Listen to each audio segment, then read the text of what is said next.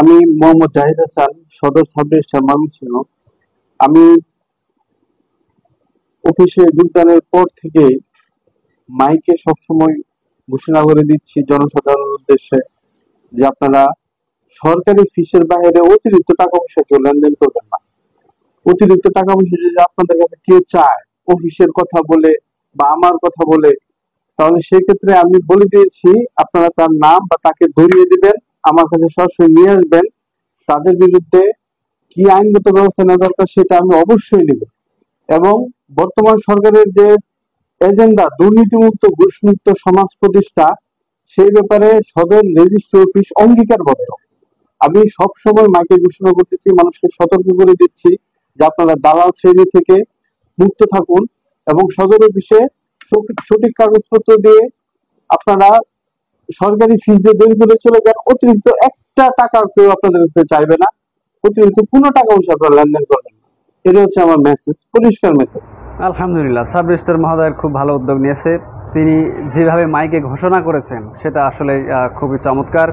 তো আসলে সরকার নির্ধারিত ফি কত, এটা তো সাধারণ মানুষ আমরা সেটাই তো জানি না। সরকার নির্ধারিত ফি কত, যদিও সাব রেজিস্ট্রার অফিসগুলোতে এই সমস্ত ব্যাপারগুলো লিখে দেওয়া আছে, ব্যানারে কিন্তু লিখে দেওয়া আছে, তো সবাই কিন্তু ব্যাপারটা জানে না। আরেকটা ব্যাপার হচ্ছে যে এই যে ঘুষ অতিরিক্ত ফি কীভাবে নেওয়া হয় সেটা একটু আড়ালে যদি আমি খোলামেলা আলোচনা করে থাকি যে সাব রেজিস্ট্রাররা কত টাকা নেবেন, দলিল প্রতি কত টাকা নেবেন, সহকারীকে কত টাকা নেবেন, এটা অফিস ভেদে কিন্তু তাদের একটা গোপন কিন্তু তাদের নিজেদের মধ্যে অফিস স্টাফদের কর্মকর্তা কর্মচারীদের মধ্যে কিন্তু সেটা আগেই চুক্তি করা থাকে। তো যাই হোক, সেটা কিভাবে অতিরিক্ত ফি নেয় সেটা অন্য ব্যাপার। আরেকটা ব্যাপার হচ্ছে যে এই যে মসজিদ মাদ্রাসার কথা বলে যে দলিল গ্রহীতাকে 200 টাকা বলেন 500 টাকা বলেন দলিল প্রতি দিতে হয়।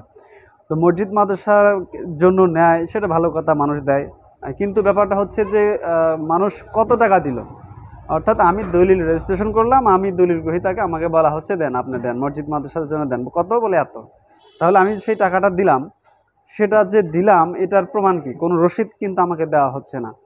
অর্থাৎ দলিল গ্রহীতা যিনি দলিল রেজিস্ট্রেশন করেন, সকল কিছু মিলে সরকার নির্ধারিত ফি কত সব কিছু মিলে যদি একটা যদিও আইনে বলা আছে, সরকারিভাবে বলা আছে যে কোন দলিল রেজিস্ট্রেশন ফি কত, উন্নয়ন ফি সব কিছু মিলে মোট কথায় দলিল খরচ কত সেটার কিন্তু একটা রসিদ কিন্তু দলিল গ্রহীতাকে দলিল রেজিস্ট্রেশন হওয়ার সময় একটা কিন্তু দেওয়ার কথা। তো সেটা যদিও আইন আছে কিন্তু বাস্তবে কিন্তু আমরা সেটা দেখি না। তো মোট কথায় যদি এটা যদি কার্যকর করা হতো, কোন দলিলে কত টাকা ফি সাধারণ মানুষ যদি সেটা জানতো, একজন মানুষ দলিল রেজিস্ট্রেশন করবে, সে জমি কিনেছে, জমি তার একজন মালিক তার ছেলে মেয়েকে দিবে, তো একজন দলিল লেখকের কাছে যাচ্ছে, দলিল লেখক তিনি সব কিছু হিসাব করে বলছেন এত টাকা। এখন দলিল গ্রহীতা তিনি নিজেও জানেন না যে আসলে এই দলিলের রেজিস্ট্রেশন ফি কত, এই দলিলের রেজিস্ট্রেশন ক্ষেত্রে সব কিছু মিলে খরচ কত সেটা কিন্তু সে জানে না। তো এই ব্যাপারটা কিন্তু তাদের যদি মানুষকে যদি সঠিকভাবে জানানো যেত, সেটার প্রমাণ সেটা যদি থাকতো, তাহলে কিন্তু ব্যাপারটা ভালো হতো। আসলে মসজিদ মাদ্রাসার ব্যাপারটা কিন্তু আমি এ কারণেই বলছি যে ওখানে কিন্তু আপনাকে দিতেই হবে 200 টাকা, সেখানে আপনাকে দিতেই হবে 500 টাকা, দিতেই হবে। একজন পিতা তার সন্তানকে হেবা দলিল করে দিচ্ছে, তাকেও সেই মসজিদ মাদ্রাসার কথা বলে টাকা নিচ্ছে।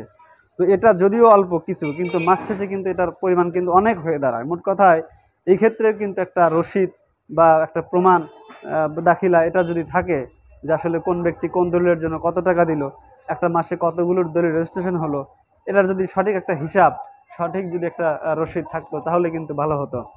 আরেকটা ব্যাপার হচ্ছে যে এই যে সরকার পরিবার এক সরকার ছিল, সে অনেক দুর্নীতি করেছে, এই করেছে সেই করেছে, হ্যাঁ হয়েছে করেছে, তবে এটার শেষ সমাধান কি? তিনি ঘোষণা দিয়েছেন, ময়মনসিংহের সেই সাব রেজিস্ট্রার মহোদয় ঘোষণা দিয়েছেন, অনেক ভালো কাজ করেছেন, কিন্তু তিনি তার অফিস ঠিকভাবে পরিচালনা করছেন, আজ করছেন কাল করছেন, পরশু হয়তো নাও করতে পারে। তো এই যে ব্যাপারগুলা, এক্ষেত্রে আমি বলবো যে মানুষের আসলে নৈতিকতার পরিবর্তন যদি হয়, আইনের যদি সঠিক ব্যবহার হয়, অপরাধীর যদি সঠিক বিচার হয়, এক্ষেত্রে আমি মনে করি যে এই সমস্ত অপরাধের জন্য সবচেয়ে ভালো হয় যদি ইসলাম ভিত্তিক, শরিয়া ভিত্তিক, কোরআন ভিত্তিক যদি কোনো সমাজ, কোনো রাষ্ট্র পরিচালিত হয়, কোনো রাষ্ট্র চলে, তাহলে আমি বিশ্বাস করি যে আসলে একটা অপরাধী তার সঠিক বিচার হবে, মানুষ সমাজে ন্যায় বিচার প্রতিষ্ঠা হবে। তো এভাবে কোনো রাষ্ট্র, কোনো সমাজ ঘুষ, দুর্নীতি, প্রতারণা করে কোনো রাষ্ট্র উন্নতি হতে পারে না, মানুষের কোনো উন্নতি হতে পারে না। সর্বোপরি আজকের এই ভিডিও নিয়ে আমার এই ছিল আলোচনা। এই বিষয়ে যদি আপনার আরও কোনো প্রশ্ন, আর যদি আপনি কোনো প্রতারিত হয়ে থাকেন, সেটা অবশ্যই আমাদের চ্যানেলের ভিডিও নিচে কমেন্ট বক্সে লিখে জানাতে পারেন। সবাই সুস্থ থাকবেন, ভালো থাকবেন। আসসালামু আলাইকুম।